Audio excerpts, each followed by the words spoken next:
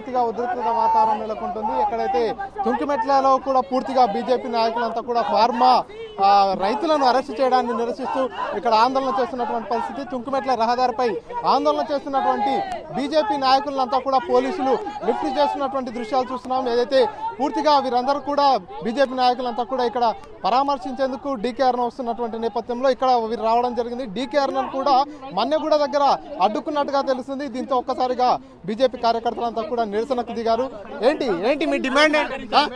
కాదండి, ఇప్పుడు రైతులను పరామర్శించడానికి వెళ్తుంటే అధికారులు దాడిని ఖండించాము. రైతులను పరామర్శించడానికి వెళ్తుంటే ఇక్కడ నుండి పోలీసులు అడ్డుకొడుతున్నారు. మీరు ప్రజాస్వామ్య దేశంలో రైతులను ఇబ్బంది పెట్టద్దు అని చెప్తున్నారు. ఫార్మా కంపెనీ విధి విధానాలు చెప్పకుండా రైతులను బలవంతంగా ఎందుకు మీరు లాక్కుంటున్నారు? కాదండి.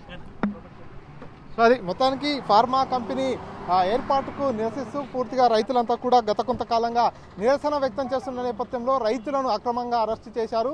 అక్రమంగా అరెస్టు చేసిన నేపథ్యంలోనే పూర్తిగా ఇక్కడ బీజేపీ నాయకులు వారంతా కూడా అక్కడ వెళ్ళి అక్కడ ఏం జరిగింది ఏంటనేటటువంటి విషయాల్ని తెలుసుకునేందుకు వస్తున్న నేపథ్యంలో ఎంపీ డీకే అరుణ కూడా అడ్డుకున్నట్టుగా సమాచారం అందుకున్నటువంటి బీజేపీ నాయకులంతా కూడా ఒక్కసారిగా రోడ్డుపైకి రావడం జరిగింది. రోడ్డుపైనే కూర్చొని వారంతా కూడా నిరసన తెలుపుతున్న నేపథ్యంలో పోలీసు బలగాలు ఇక్కడికి చేరుకున్నారు.